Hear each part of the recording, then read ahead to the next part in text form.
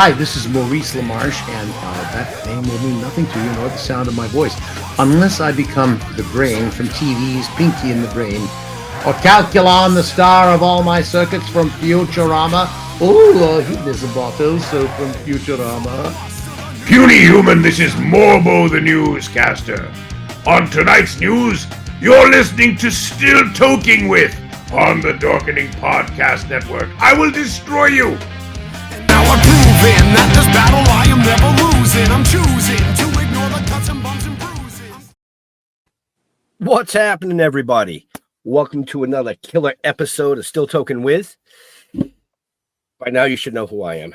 That's all I'm going to say. I am. Hey.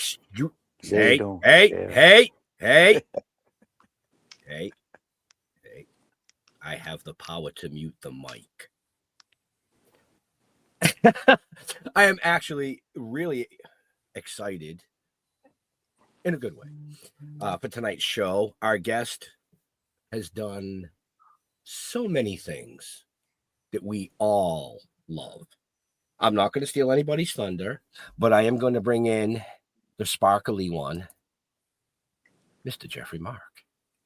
Well, I'm all excited too because we have a friend, someone I admire tremendously as a talent, great talent, and as a person, maybe even greater in heart than talent, and the talent is exceptional. And we're teasing you a lot, but for you baby boomers out there, if I would say to you, who's our favorite TV star? Who comes on with a wham? Who's got the wackiest show by far? You'd know the answer to that. And you're going to... Well, we hope. We hope.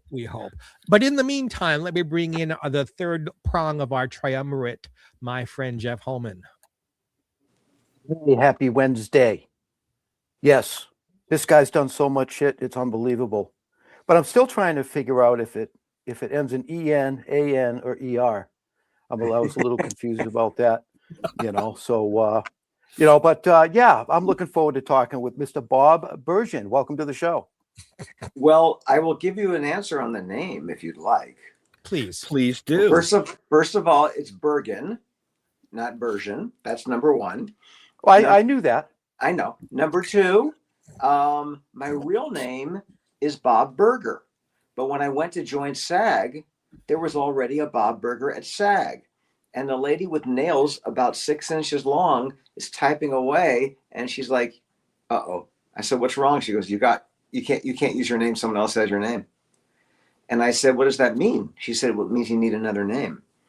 And I said, well, how does that work? Can I think about it for like a day or two? And she said, the initiation goes up tomorrow. And she starts typing away. And she goes, do you like Bergen? I went, well, she goes, I love Bergen. And she hands me a little sheet and says, you're now Bob Bergen. And that's how I got Bob Bergen. Okay, but what's with the E and the A difference? Somebody misspelled a credit, and don't believe everything you read on Wikipedia. Oh, okay. All right. Well, because when I made the image, I used the E.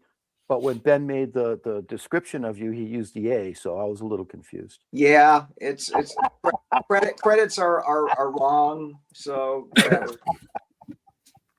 Hey, listen, we all can't be perfect. That's right.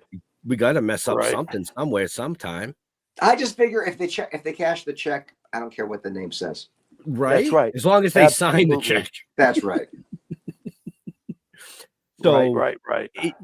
In case our viewers didn't catch that little from Mr. Jeffrey Mark at the beginning here, why don't you enlighten our viewers and listeners, Mr. Mark, to what that was? Bob, if I were to sing that again, would you know when to come in? I think so. Who's our favorite TV star? Who comes on with a wham? Who's got the wackiest show by far? That's where Porky comes in? Yeah. What does he say? Porky Pig. Our favorite ham. Oh, the Porky Pig. The favorite ham. Or do I say that, or do you? Well, it's too late now. Anyway. But I thought he says, that's me, folks. That's the next one. Oh, see, okay. It's been a while. Yeah. So see, everybody, it's going to be a little loony tonight. Yeah, We're it's gonna referencing be- the Porky Pig show from 1964. So, it's not exactly right at the top of everybody else's brain, except mine, where it lives all the time. there you go. Right. And Right. happy birthday, by the way. Thank you very much. Aw, you beat me to it. Yeah, I know Are I you, did. are you gonna sing? No, I don't. I don't sing. Not you. Thank God.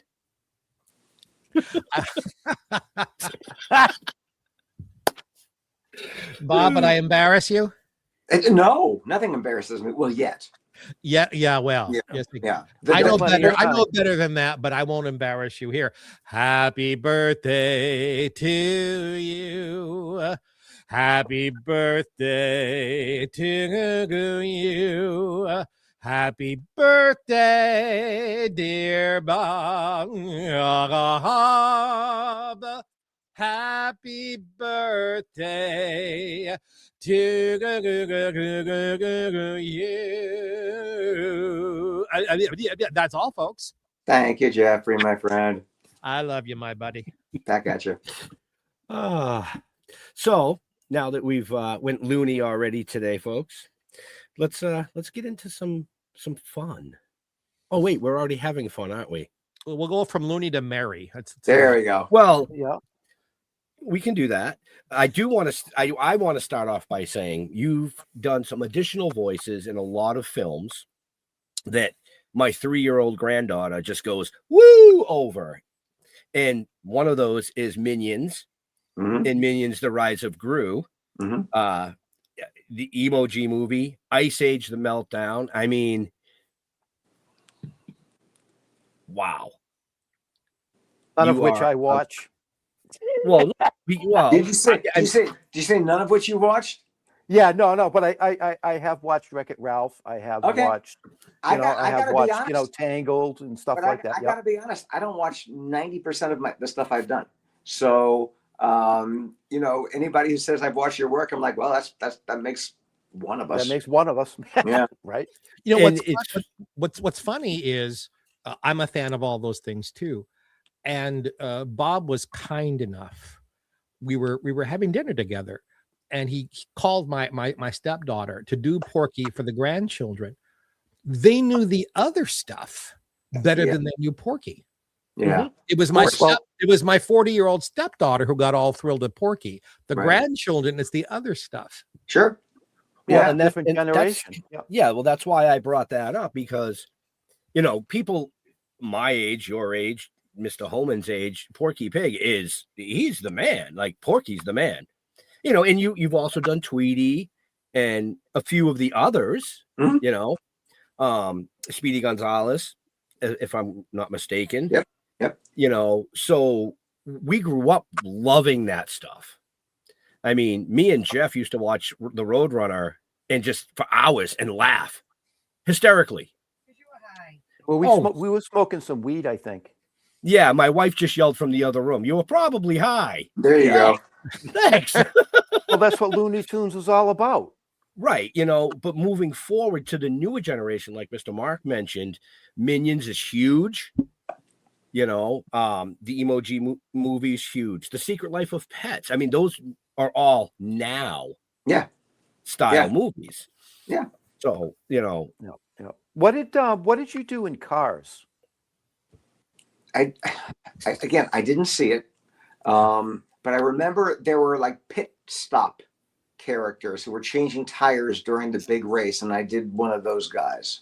Oh, okay. That I remember. Because here's how I try to explain it to people. When you work on a film, whether it's on camera or voiceover, it's never done in sequence. So they only show us the pages that we're doing. I never get the whole script. I never know what the story is when I work on a feature.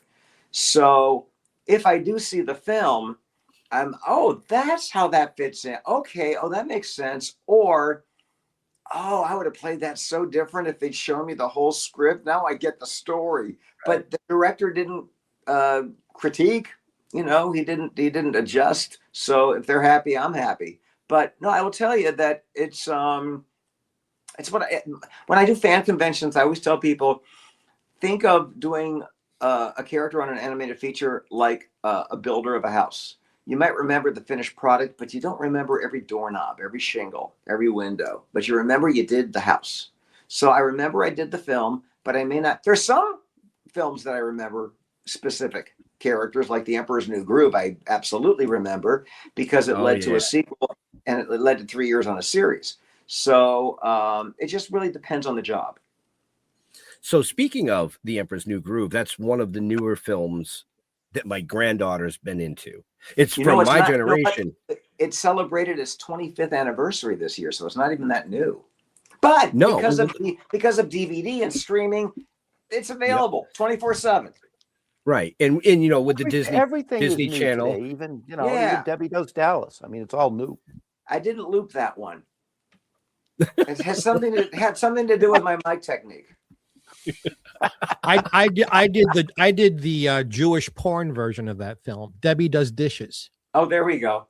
Oh, there you go. Okay. By hand? No. Nope. No. Reel them back in. Reel them. Bob, is there a difference? You and I are enormous fans of what I call, the original voice actors, Mel Blanc and June Foray and Don Messick and Stan Freberg. Oh my goodness. Yeah. They seemed to be on everything when we were growing up. There seemed to be like 8 people who voiced everything. Gary Owens and the folks like that. Yeah. It's a much bigger crowd now working, but then and now, voice work is one of the hardest things to get into. You have been so hugely successful. Would you mind? I'm sure you've told the story before. How did you first break through the window? How did you get into the house? So I wanted to do voices for cartoons since I was little. In particular, I really did want to be Porky Pig since I was 5. And my mom said, "You can't be Porky Pig, you're Jewish," which made no sense to me because we were the kinds of Jews with a menorah next to a Christmas tree. So I got lucky. My dad moved the family to LA when I was 14. And I figured, well, this is where Mel Blanc works and this is where they do cartoons. I should just call Mel Blanc and say, I can do the pig and you're getting old. And wouldn't you like someone to offer you a chance to retire? And I looked through the phone book for his phone number to call him up. And my dad's like, "What are you doing?" I said, "I'm looking for Mel Blanc's phone number." And my dad goes, "Honey, we live in Tarzana. I don't think he's in Tarzana." Okay.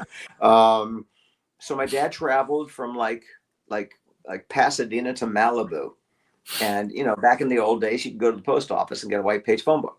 And he got me a stack of white page phone books. And I just started calling every Mel or M Blanc in the books. And I couldn't find it. And then I thought I'd try calling under his wife's name, which was Estelle. And I knew that because I was just a geeky fan. And I found it and I recorded the conversation. Had a lovely talk with him. He mentioned the name of the studio he was working at the following week, but he didn't say the day or the time. He just said the name of the studio. The studio was and is, because it still exists, was Bell Sound in Hollywood. Right. So when I finished talking to him, I called Bell Sound in Hollywood, pretending to be Mel Blanc's assistant to try to find the day and time he's going to be there. So I just pulled this right out of my ass. "Hi, I'm calling to confirm Mel Blanc's appointment next week at Thursday at 9. And the receptionist says, "No, we've got him on the books for Wednesday at 11. I went, "Oh, you're right. I'm looking at the wrong calendar date. I'm so sorry. He will see you next Wednesday at 11. And I said to my mom, "I'm skipping school next Wednesday, and you're going to take me to this studio to watch Mel Blanc work." And she said, "Cool." So when we got to the studio, I told the receptionist that we were guests of Mel Blanc who invited us to watch. And she said, "He's in that booth over there." And we went into that booth over there, and I said to his producer, "Hi, we're really good friends with the receptionist," and she said we could watch. And so, we watched Mel Blanc do his thing, and he was brilliant. I could have died happy that day, you guys. That was just like the coolest day of my life. And as we're driving home, I said to my mom, "Well, he's still doing this. I can't be Porky Pig." And my mom said, "Honey, you're also going into 9th grade and your voice hasn't changed. So I think it's going to take some time." So I came home and called Hanna-Barbera and they referred me to Dawes Butler.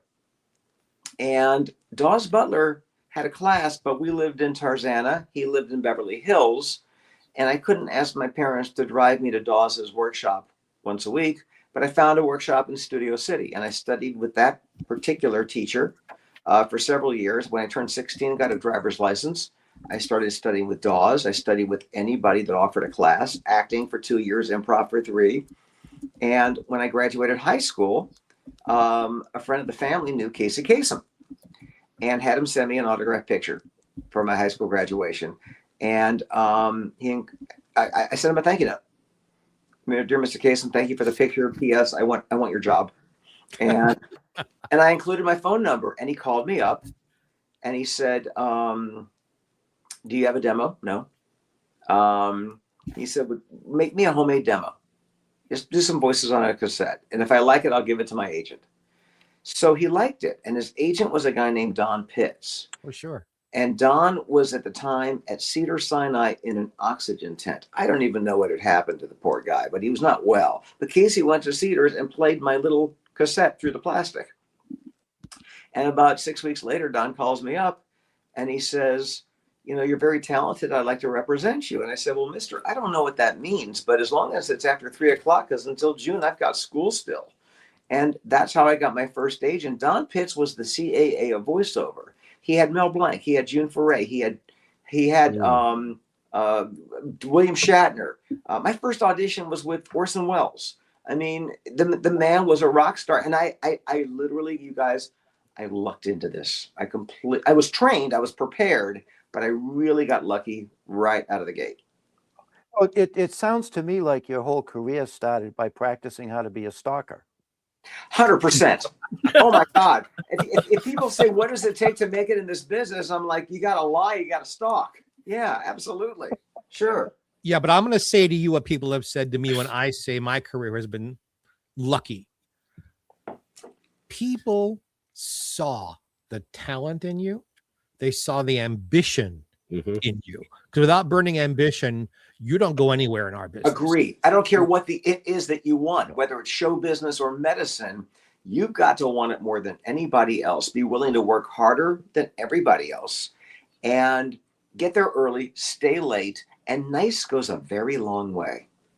Yes. Yes. Because you can be the most talented person on the planet, but if you're a jerk, you're so replaceable.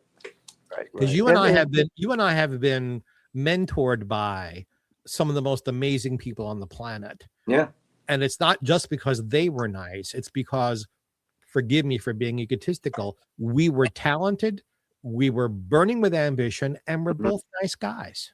You know, this is why I adore you, my friend, because nice is nice likes nice. You know, it's like a magnet. Yeah. I will tell you guys that, you know, after I got Don Pitts, I took a bottle of wine to, I think it was called Watermark Studios in Studio City, where Casey Kasem was doing American Top 40. Oh, yeah. And I wanted to bring him a bottle of wine as a thank you. And I got to watch him do American Top 40 too. And that was so much fun because he'd play a song. He'd go, that's such a piece of shit. How did it make the top 10? Or he'd read here's your long distance dedication. And the music would start and he goes, that was a piece of crap. I'm sorry, but you should dump that guy's ass. So that was the fun part of that. But afterwards, I came up to him, gave him the bottle of wine. And I said, Mr. Kasem, just out of curiosity, why did you do this for me? You don't know me from Adam. And he said, because you're very talented. And from this day forward, you're going to promise me that you're going to pay it forward and do it for other people, which I did, which I do. Yes, you do. But I think a lot of people in our, you know, Jeffrey and I will go to industry events and charity events and whatnot. And we see a lot of celebrities and people are giving back all the time. Sometimes they get credit for it. And sometimes it's just a collective behind the scenes, but people give back if they're good people. They do. And sometimes it comes back in the strangest ways. And sometimes it comes back years later. I had something happen to me yesterday, real fast. I promise, 1 minute. Back in the 80s, Dr. Matilda Krim came to me looking to raise money because she thought she could help people with AIDS. I did 4 10-hour marathon variety shows. I produced, hosted, and performed. We raised about $500,000 for her. She took the money to Elizabeth Taylor, who matched it, and they started AmFAR with the money. Oh, wow. Okay. And I've told this story to very few people through the years. But I was having dinner with my publicist, Harlan Bowles, Saturday night, and I told him the story. And he says, Jeff, who's going to believe it? There's no one there to say this is true. Sure. I run into someone yesterday, and what do you do to him? Oh, I raise money. Oh, really? Who do you raise money for? He said, oh, I raise money for HIV. I said, oh, well, I've been doing that for 40 years. He said, how could you be doing it for 40 years? I told him the quick story I just told you. He said, I'm the president of AmFAR. I've been looking for you for years. Oh, my God. I knew you existed, but I didn't know your name. Oh, my God. Wow. So that kind of stuff happens because we put ourselves out there and give back. Right. Yeah. So real quick, because I'm being beckoned, like I always am. My 3-year-old granddaughter is watching this upstairs, so I have to say hi. Hi, Lila. Otherwise, I'll never get the end of it. We had a question come in from Joseph. He says, hey, Bob, who is your favorite voice actor other than Mel Blanc? Mel Blanc. Of Looney Tunes, please. Mel's still the GOAT. Yeah. Do you have a favorite voice actor besides Mel? I actually do. And it's hard to pick just one because there, as Jeffrey was saying, there's a collective that group that did everything, as Jeffrey said back in the day. Right. To me, Paul Frees was the best voice actor that ever existed. Many people don't know that many of Mel Blanc's voices were electronically enhanced. They would record them slower, and when they played them back in real time, that's how they got the sound. So, for instance, Daffy Duck and Sylvester are, for all intents and purposes, the exact same voice, but Daffy Duck was recorded slower and played back in real time, sounded faster. Bugs Bunny and Tweety are almost the same voice, but Tweety is sped up. Same with Henry Hawks. Saying Speedy Gonzales is Tweety with a Spanish accent. Paul Frees was the guy, the narrator at the Haunted Mansion at Disneyland, and the Pillsbury Doughboy, and he was the voice of Tony Curtis when Tony Curtis was in drag in Some Like It Hot. No credit for that. Zero credit. The man was a freak. He was Ludwig von Drake. He was just a genius voice actor. Mel Blanc, I will say, was a genius at characters. So even though Daffy and Sylvester were the same voice, different personalities. Totally. His acting skills were stellar. But it's hard to pick but just Paul. June Foray. Don Messick. Dawes, of course. Of course, Dawes. And Dawes also had nothing electronically enhanced. And when I studied voiceover for a couple of years before I studied with Dawes. And Dawes was the first voiceover teacher I ever had that used the A word. It's all about the acting. Listen to your scene partner and react to them. Don't just read your lines in a funny voice. The other thing Dawes taught was, and I say this to my students, if you physically play the character, the voice will follow. So when Dawes would do Yogi Bear, he would stick his chest out. And that's how he did Yogi, because he couldn't do it sitting back like this, because he would lose everything. So he taught me that it's from head to toe, like you're on stage playing these characters. Acting is reacting. And today, I record 99% of my jobs in my home booth over here by myself without a scene partner. So I have to use my imagination to react to them. It's not nearly as creatively satisfying, but it is what it is. Right. Just for our friends who may not be as knowledgeable as we are about, could you go through a couple of these people and just remind us which voices they did? So the actors I mentioned? Yeah. Well, Dawes Butler was Yogi Bear, Huckleberry Hound, Elroy Jetson, Captain Crunch, Wally Gator, Snagglepuss. I mean, gosh, anything at Hanna-Barbera that wasn't Mel Blanc was Dawes Butler. We said who Mel Blanc was. June Foray was Rocky the Flying Squirrel. She was Granny from the Tweety Sylvester. Can I tell you a June Foray story real fast? Oh, absolutely. So June and I met June when I was about the same time I stalked Mel Blanc. I met her at a SIFA animation festival, and we became really good friends. And years and years later, she was also a neighbor of mine. She was being honored at some voiceover animation something in Anaheim, and she asked me to be her escort, and I said sure. And I will tell you that my darling June, who I adored, you know what? She liked her little vodka tonics, and she just had her couple of vodka tonics, and she's sitting next to me, and they start the presentation for her honor, and they say, let's show a reel of the work of June Foray. And the first clip comes up, and June puts her hand on my thigh, and I'm like, "Oh, June's never done that before. That's different." Okay. And then she started her arthritis, her arthritic fingers started squeezing my thigh, and not in a like happy to see you Bob way. And I'm like, "What's wrong?" She said, "Bob, every one of those clips are B. Benaderet. B. Benaderet created Granny. B. Benaderet created Witch Hazel, and June took over.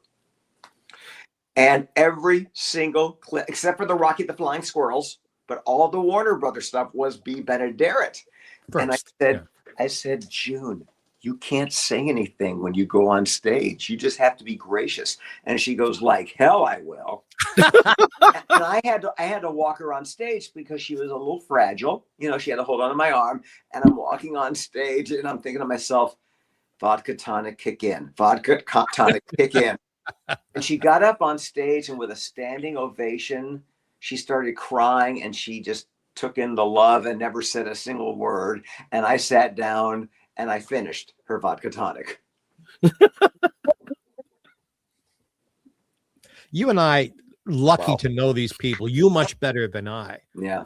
But people like let's add a couple of more names. Chuck McCann. Oh yeah. I didn't know Chuck well. But I met him and worked with him a few times. A hero. Yes. I never got to work with Soupy Sales, but I met him once. I got to meet Jonathan Winters once, but never got to work with him.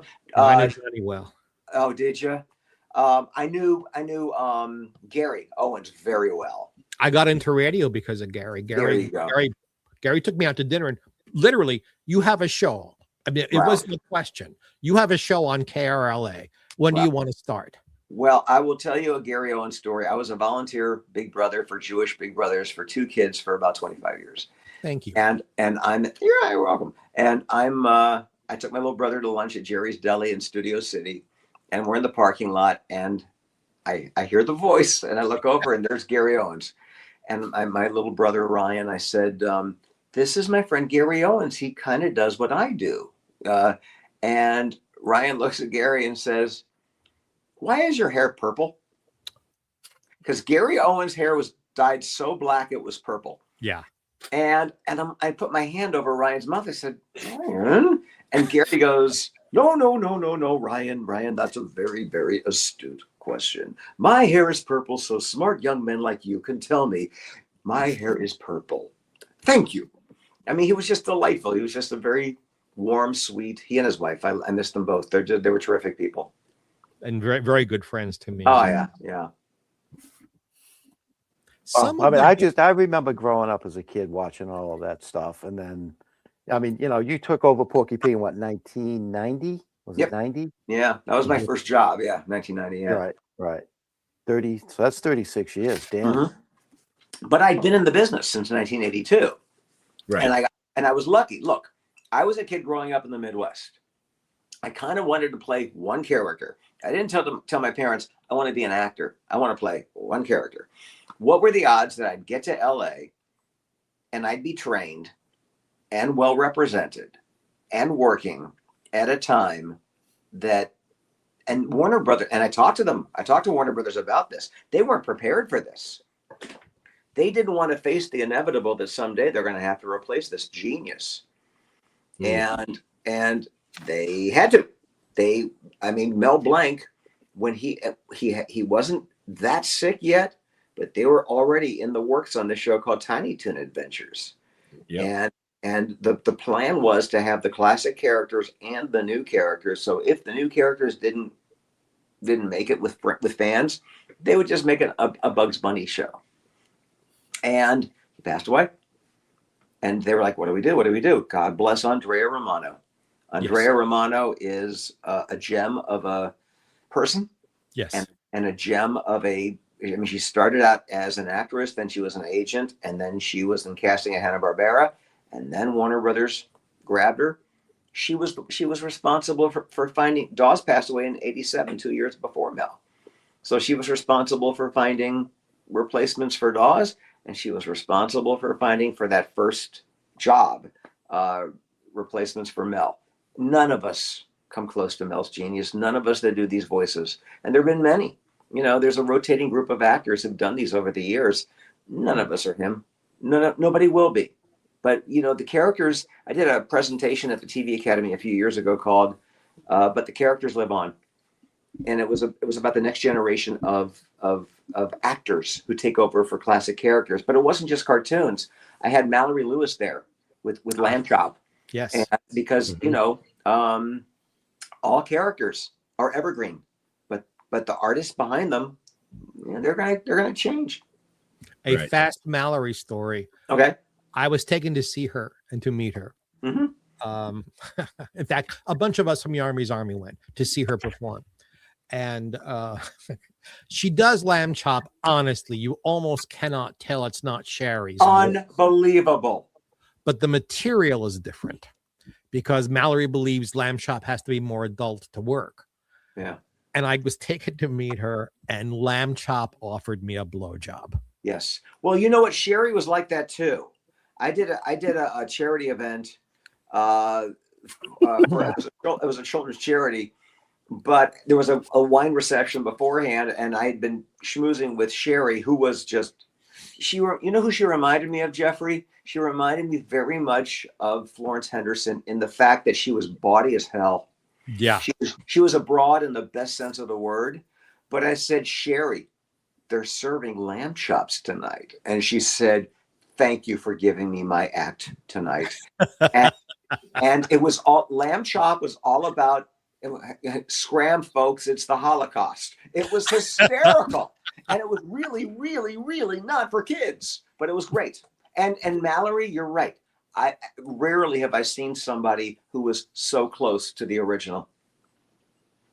Now, I mean, I remember going, watching all this stuff through the years and be like, wait a minute, that's not Bugs Bunny. That's a different voice, and things transitioned as I grew, which was sure. But, and I was trying to accept that, you know what I mean? It's like, what happened? Well, when we were kids, I'm the exact same age as you are. So okay. So when we were kids, Barney Rubble on the original run of the Flintstones, his voice changed 3 times. Yes. Mm-hmm. Mm-hmm. The first season, Barney Rubble sort of sounded like this. Hey, Fred, where's Wilma? And Mel Blanc was in that terrible car accident, and they brought in Dawes Butler to take over. And they said, Joe Barbera said to Dawes Butler, it's kind of like a takeoff on the Honeymooners. So do your Ed Norton.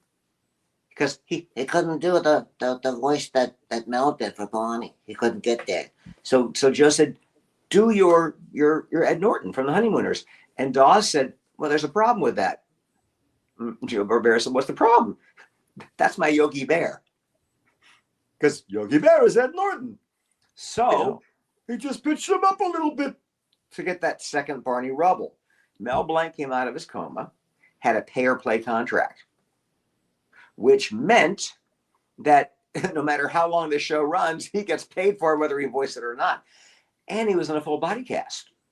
So they put up a microphone over his bed, and the actors would lean in over his casted body and record the cartoon. The show had already debuted. First season had debuted. And Mel Blanc he couldn't get his voice as high as Dawes.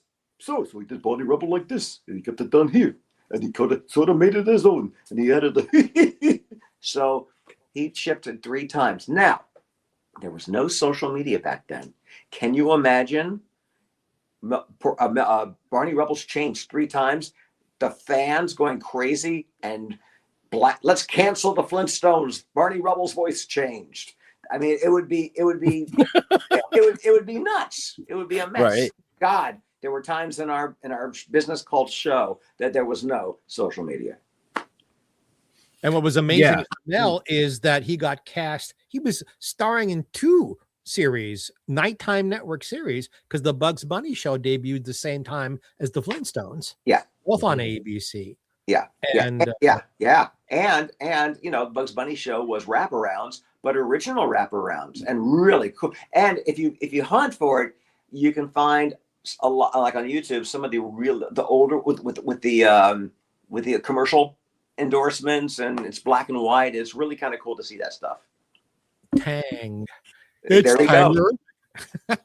Tanger. So I have to ask, what as a kid growing up, what was, beside Porky Pig, what was your favorite cartoon?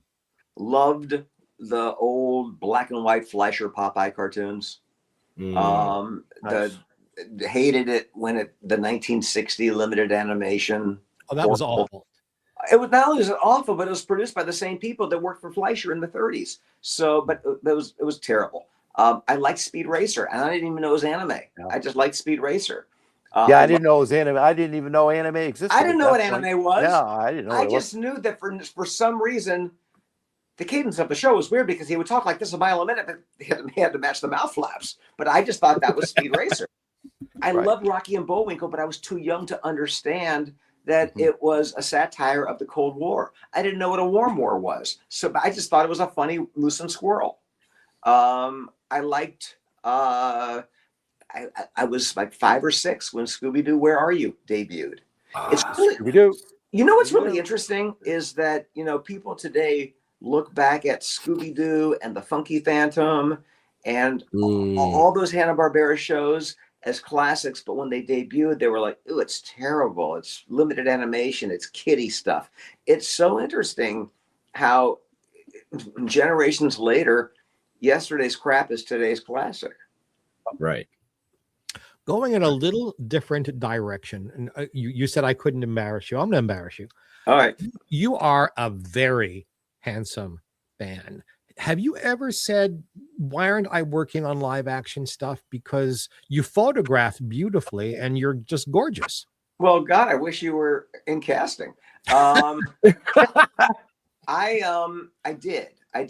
some sitcom work back in the 80s. I did, like, you know, Facts of Life, Give Me a Break, One Day at a Time. The last on-camera job I had, I hosted a game show like 30 years ago. I got to be really honest. I could never get an agent. I could never get anybody interested in me. If they were, they wanted my voiceover work too.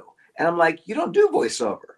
So no, I'm not. So I literally could never get a theatrical agent interested in representing me. And I don't think I can use episodes of The Facts of Life as my current tape to try to get representation today. So, you know, I mean, it would have been nice. I would have loved to have done a multicam sitcom as an actor. To me, that's the ultimate, because it's like theater. You got an audience. And that's really, I did some soap opera work. I did a show called Capital. I did a show called Santa Barbara. But also, guys, as you can tell, I don't like to shave and I don't like to memorize. So, you know, voiceover, you don't have to shave and you don't have to memorize. And as we said earlier, pants are optional. So I kind of, I'm not going to lie to you. If somebody were to come to me and say, look, I've got the sitcom idea that I think you're perfect for, I wouldn't say no. I might have to when I booked the game show, which was a kid's version of Jeopardy, and my agent called me up and to congratulate me, and I said, don't accept the job yet. And she said, why? I said, I need to think about it for 24 hours. And she's like, what is there to think about? You screen tested. They hired you. I said, I'm a voice actor and I work and I'm anonymous. If this is a success, I lose privacy. I don't know if I want to do that. She said, then why did you audition for it? And I said, well, you sent me. So, can I tell you how I got that job? Please. I'd watched Jeopardy, but I'd never memorized Jeopardy. And I auditioned, I got a call back, I got another call back, I got a screen test.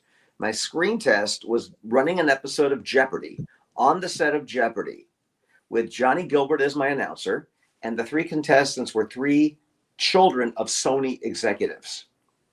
Ooh. And before we taped, I walked up to each kid and I said, make me look good, I'll buy you each a car. And I didn't know what the categories were going to be before we started taping. And one of the categories was famous cartoon characters. And the answer is, he ends all Looney Tunes cartoons with, that's all, folks. The answer is, oh, he's Olive Oil's boyfriend. He likes spinach. I mean, it was a dream. And when I was done, one of the producers came up to me and said, have you ever thought of voiceover? Yeah. And I said, that's my day job. They didn't know because I had a hosting agent who sent me to this audition. And I got the job, and I sent each of the kids a Matchbox car. I never told them what kind of car. Right. Oh, you're a man of your word. I am indeed. You have such a magnificent ear. I'm sorry? You have such a magnificent ear. I heard you. Ear. Oh, yes. I heard rear. Yeah. I heard rear too, but yeah. That's right. Well, he happens, but that's another story. Is there any voice you've tried to do but you can't do? Because even just talking with you today, you did Gary Owen's voice, you did Casey's voice perfectly.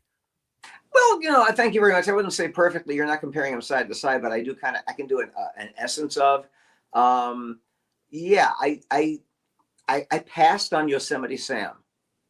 I tried auditioning for him, and I can get into the neighborhood of it, but I can't quite nail it. But for me, it just hurts, Yes. Oh, the rudeness, tootness, dark ain't good.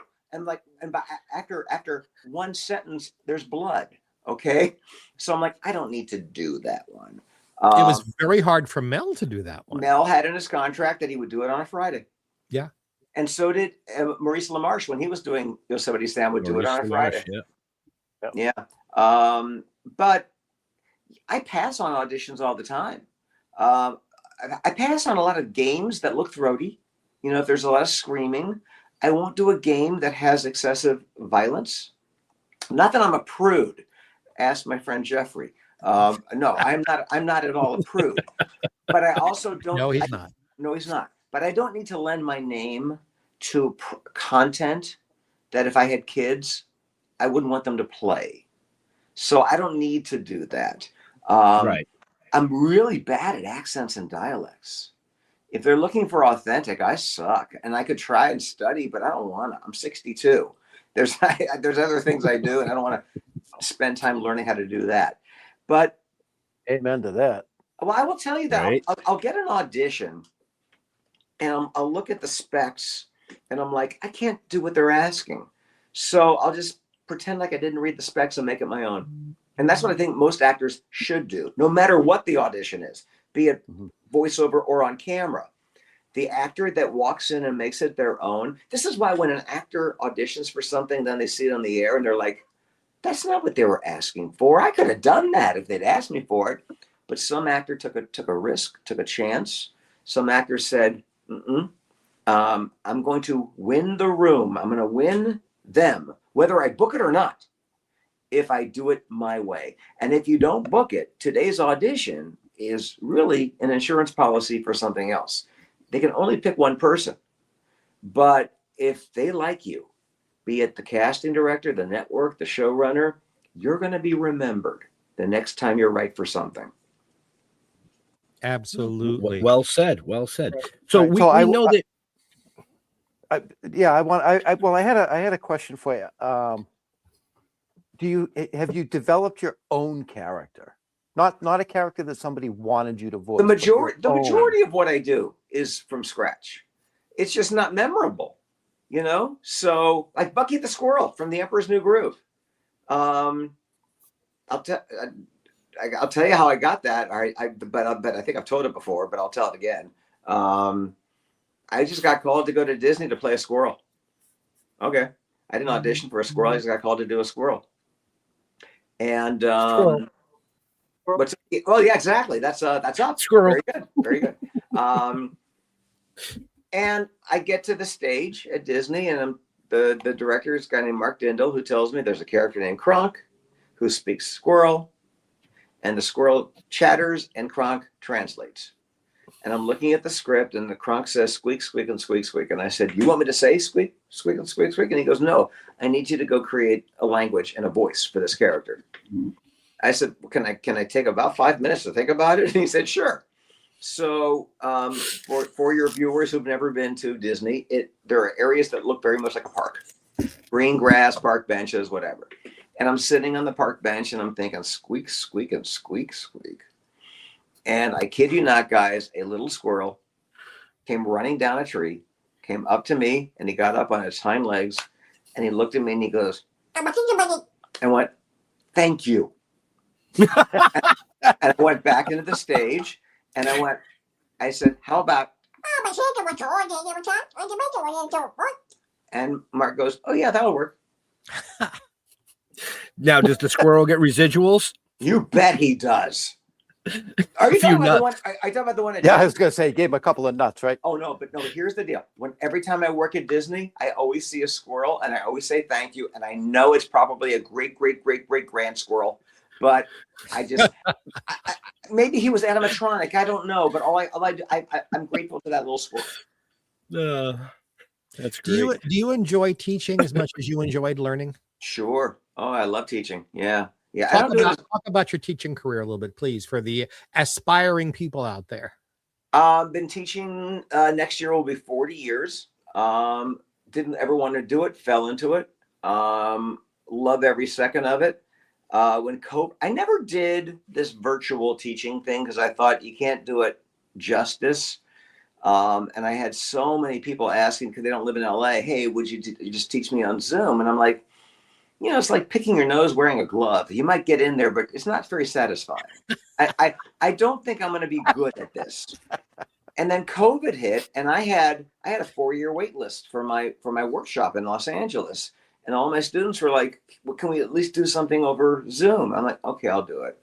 And I found not only did I love it, but I could do more in an hour with one person than 3 hours with 8. So I gave up teaching group classes entirely, unless I go out of town and teach. I do that every once in a while. And I just do private Zooms, and I only do 1 or 2 a week because that's all I got time for.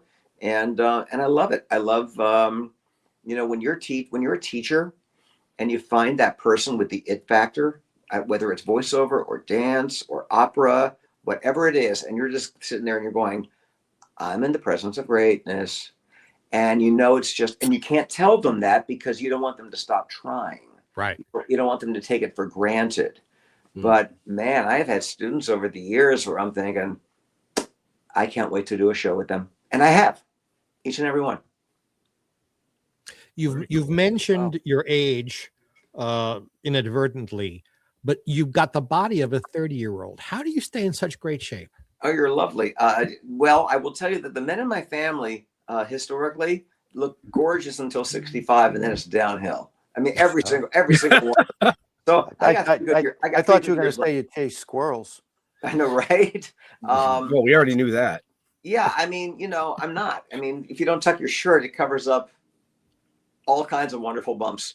Yeah, I work out. I do Pilates. I do what I have to do. I eat low carb.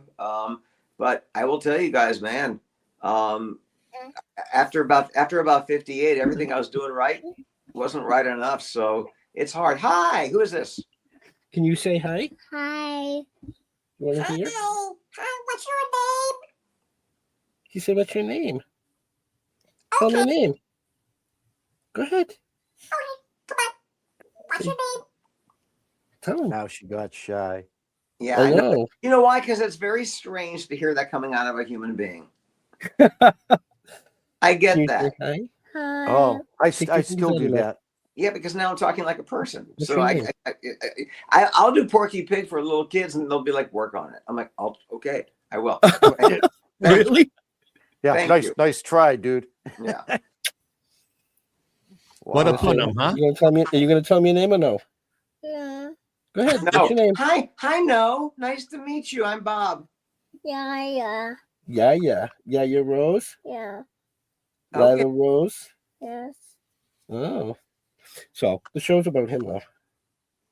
This one. So all right. So, Well, Bob, go is there a ahead. character that you I haven't had a understand. chance to do that you would like to do? I get asked that question all the time, and I'm sure you do. I'll know it when I get it. You'll know it when you get it. Yeah, All right. I audition every day of my life, and you know, when you get that job that you've never done before, that looks like a lot of fun. That's the one. I'm not a psychic. I don't have a preconceived idea of a character that I've not done because I don't know what that is. You are one of the most upbeat people I know. And yet I know that not everything has come up roses all the time for you. How do you deal with the bumps in life? Gratitude. I mean, you got to be grateful for what you've got. You got to be grateful for what you've had.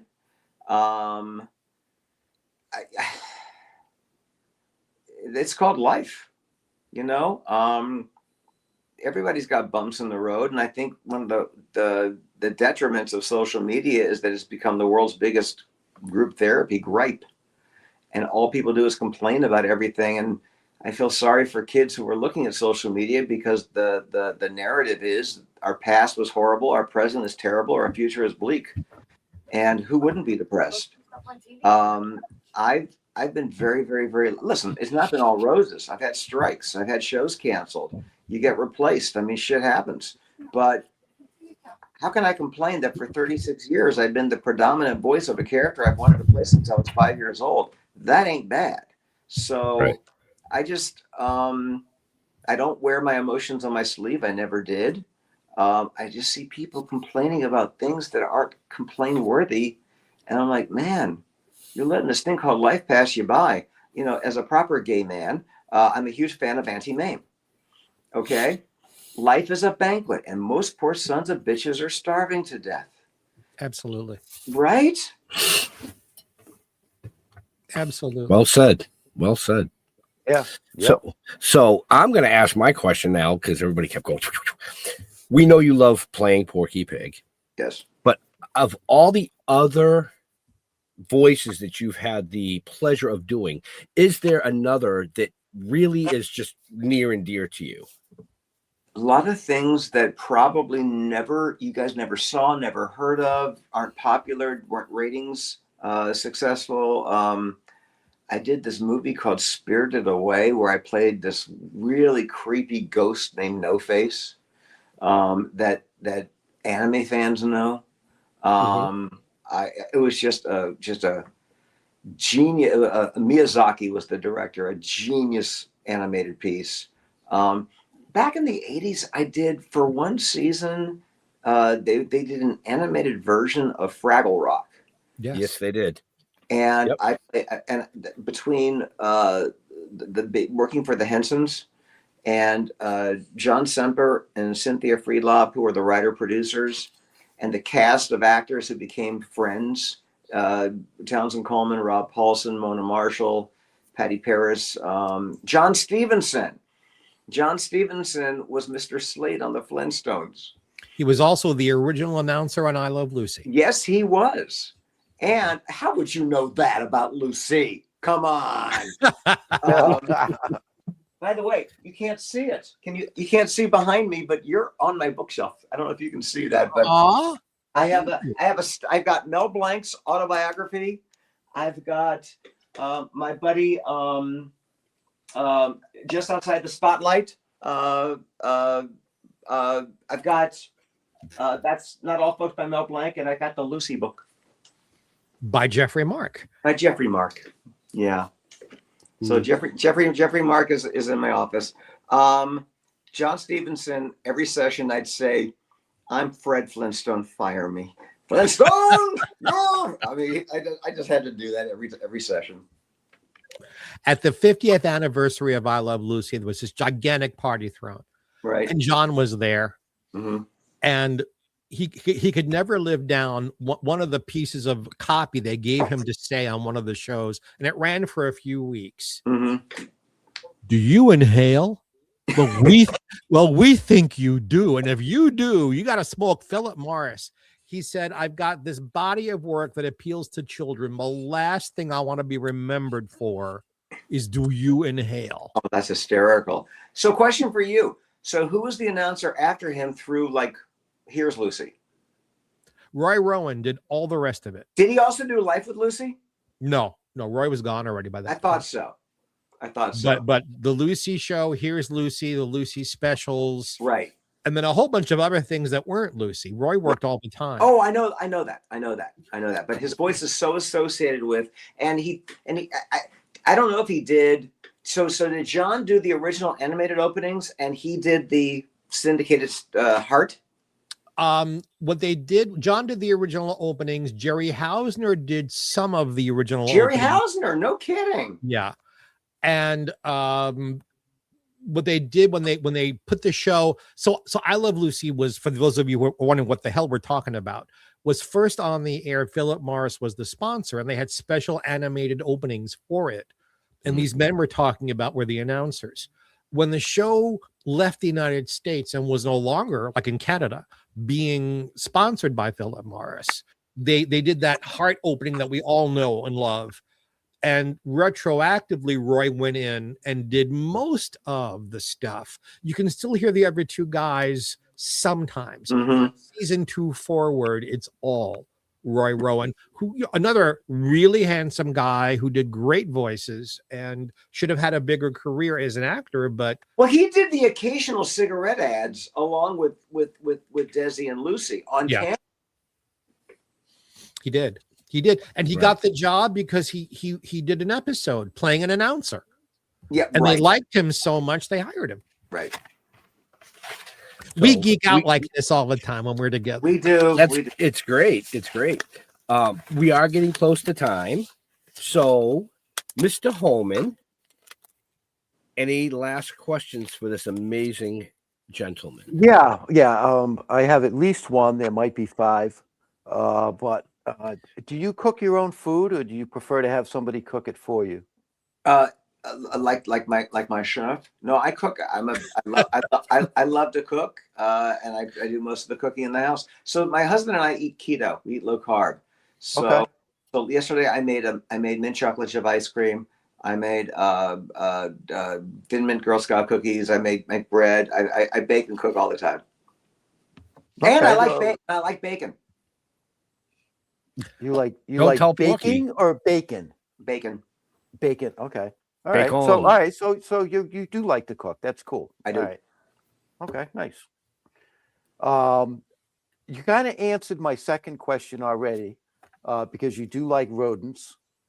So I'm good with that. Okay. Because of squirrels. Oh, okay. Got you. All right. Okay. All right. Yeah. Let me catch you up on that one. All right. What do you like on your pizza? I don't eat cheese and I don't eat bread. So, air. Tomato sauce. I mean, I'm not. So. You don't eat fucking pizza? I don't like cheese. I don't like the taste of dairy. You know? Do you guys really? Do you guys like stinky blue cheese? I do. I love it. Most human beings do. You know that it smells like you stepped in dog shit and vomit. That stinky blue cheese smell. That smell is what butter tastes like to me. Wow. Really? So I don't like the taste of dairy. Okay. I know most people would rather have dairy than air. There's a joke there, but I'm not going to say it. You can Yeah, say for it. me, for me, it's cottage cheese. Just don't. There's another joke. No, I don't do. We could cottage go cheese. on all night. Is that your last question? No, I got one more. Okay. Cats or dogs? Well, I've had both. They're both different. I can't have a pet because my husband's allergic to everything. But if I could, it would be a dog, and it would be a golden retriever. Okay. Nice. So I'm done. Mr. Jeffrey Mark. Any last questions for this amazing gentleman? Yeah, when I come into town for the next event, will you please have dinner with me? Damn yes. All right. All right. Laurel and Hardy at the Hollywood Museum. When is it? Don't know the date yet. Probably in April. Oh, that's actually a pretty good month because I'm doing a lot of traveling through the end of March. So yay, that'd be great. Maybe could we possibly do like a Musso and Frank down the street and then? I insist. I love. Okay, good. Cool. Musso and Frank is the oldest restaurant in Hollywood, and it's amazing. It is amazing. Okay. Just the ghosts of Hollywood live there, and the food is wonderful. There we go. I got just a want to mortgage. go for the. I got to mortgage your ghosts. house to pay for it, but it's wonderful. There you go. Yeah, I just want to go for the ghosts. Nice. Sorry, I was reading a question that came in. So we have one last question that came in from a viewer. All right. It says, I know animation fans get mad when a celebrity does a voice acting role for movies. Really? Some good ones do it. Yeah, you make that make sense, and I'll answer it myself. Okay, I can't make that make sense. I think he's asking if there's a celebrity that might have done a voice that you do that made you mad. There hasn't. I think the that's what question, he's asking. The question might be is how do I feel about celebrities getting the leads in animated features as opposed to those of us that do these characters or do character. I think it's okay, Bob. I know animation fans get mad when a celebrity does a voice acting for a role. You know, and okay, yeah. I don't get mad when celebrities do the leads, and here's why. It's called show business for a reason. The marquee value, being able to say that Tom Hanks is the voice of Woody, or they'll pick a celebrity, Bob. It doesn't matter. Tiffany. Yeah, exactly. Well, not Tiffany. No, that was a bad one. That's why I brought it up. That was a bad one. But the thing is, they want butts in seats in the theaters, and starring the voice of Bob Bergan is not going to sound as interesting to the general audience as Ellen DeGeneres, Tom Hanks, et cetera, et cetera, et cetera. However, there's work for all of us. At the end of every animated feature, and you guys were bringing it up earlier, you see a clump of names that says additional voices. Mm-hmm. So here's how additional voices came to be. The Renaissance for Disney was The Little Mermaid and also Roger Rabbit. Before those movies, animated features didn't have a lot of actors. And all of a sudden, there's bigger films, more characters, more actors. And SAG's rule was that if an actor says a line, they get screen credit. Well, the scroll was going to go on forever and ever and ever. So a casting director named Mickey McGowan had made a deal on behalf of animation casting with SAG. What about these non-celebrities? Can we just keep them in the credits and say additional voices so you don't have to credit every sound, every character, everything they did? And that way they stay in the credits and they stay in the residual pool. And SAG said, okay. The studio said, okay, that's what additional voices means. Right. We would be enormously remiss if we didn't spend at least 1 minute talking about the incredible work you've done at our unions. You're whenever I have a union question, you're the person I call. How did you get so involved? Because your involvement has made the unions a better place. Oh, you're so sweet. Thank you. I got involved because I saw them doing a lousy job. And I got involved. I was very new to the business. In 1987, there was a television animation voice actor strike.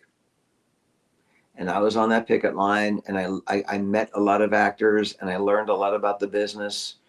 And 3 years later, the next contract was being negotiated, and I asked to be on the negotiating committee. And I had been on that committee since 1990, and for the last, I think, 12 years, 4 contracts. I'm about to do it again in a few months. I've chaired that contract negotiation, and I'm also the national chair of the voiceover committee. I'm involved because many in leadership at the union don't work, and they're not hands-on with what's happening with the realities of our industry, and I am. And I talk to both sides of the fence. I talk to working union actors and working non-union actors. Animation is the only union voiceover contract or contract in voiceover that is still 90% union, and it's because of celebrities. The majority of voiceover is non-union, but animation has stayed union. It's an interesting time, you guys. When I got into the business in 1982, I was told you'll never break in. There's only 3 networks, and all they've got is Saturday morning cartoons. And I'm like, I don't care. I'll try. I'll do it.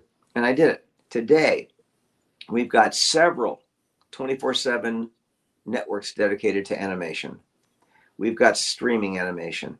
Every major motion picture has animated features that bring in more box office than the live action.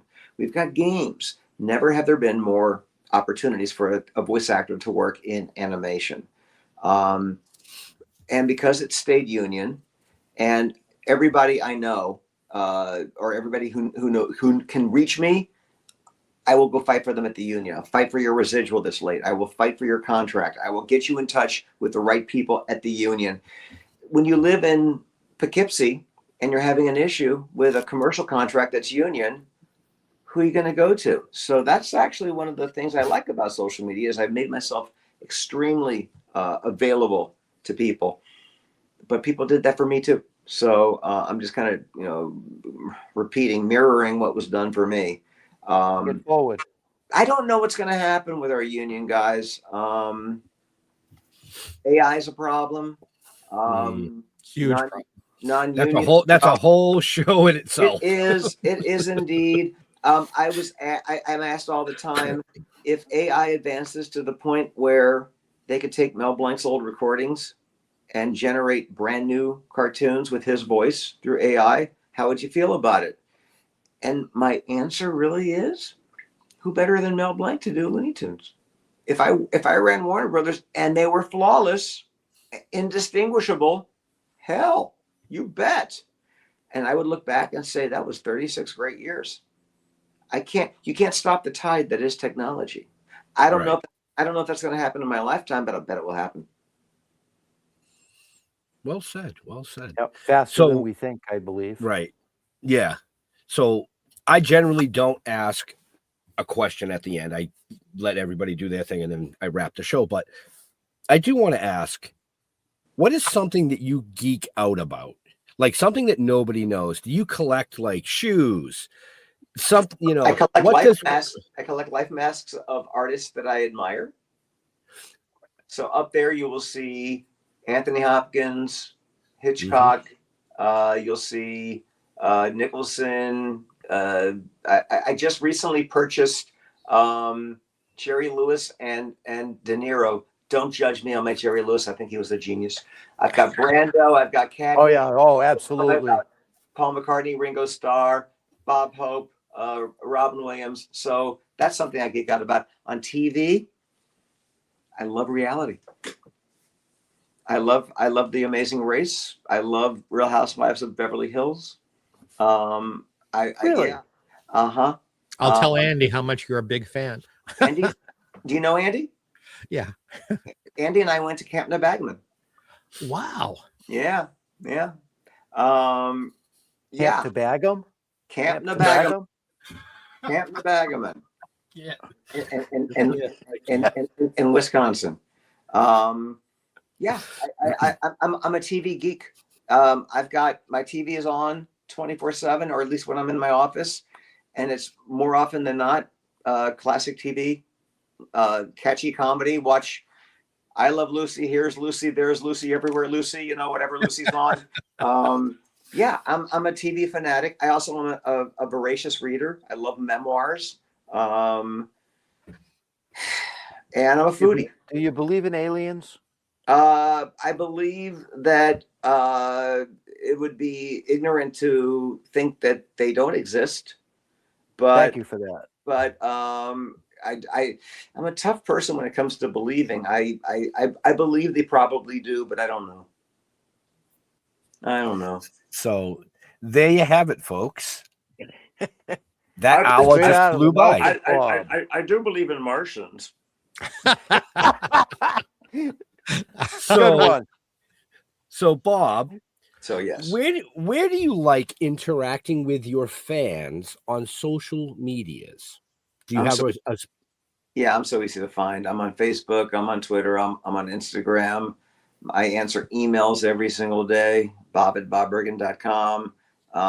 Yeah, it's if you say I can't find you, you're lying. Yeah, I'm so easy to find. So, and for everybody watching or listening to this later, or even watching this later, just check the show notes up above or down below. All his information is there. There's no excuse. There's no excuse.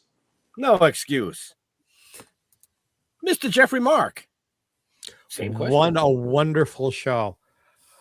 Oh, I love having people I love near me on camera with me. That's just wonderful. Facebook, Jeffrey Mark, spelled as it is below me here, or if you're only listening, GeoffreyMark.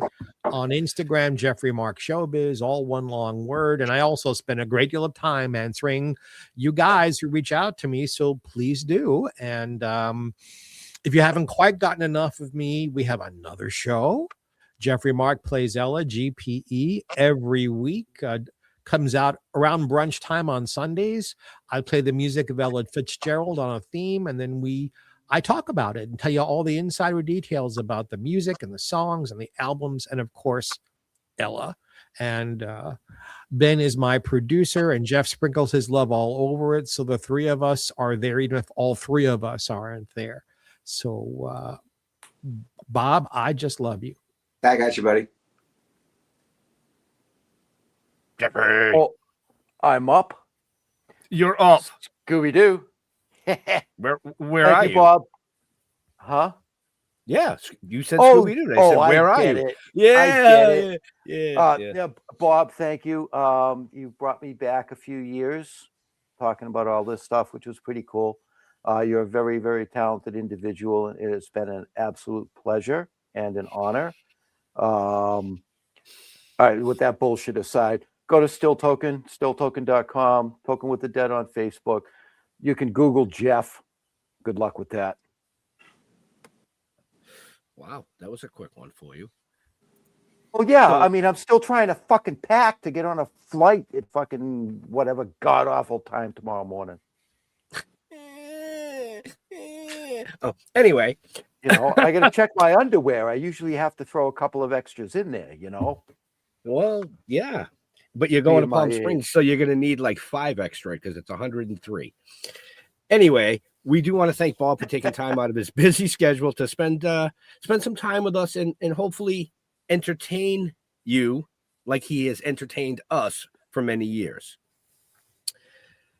Wow. Wow, that was good, Ben. Hold on. I gotta dry the tear. Like Jeff said, stilltoking.com, you can find out everything you want to know about us from this show. All 7 seasons are there. We add them every week, to the novels, to the comic books, to the live action TV series, to the one animation that we have. With all that, to all our veterans and first responders, we want to thank you for doing what you do so people like us can come up here and do what we do. Stay safe. We'll see you next week. We are out of here. Have a happy. Bye.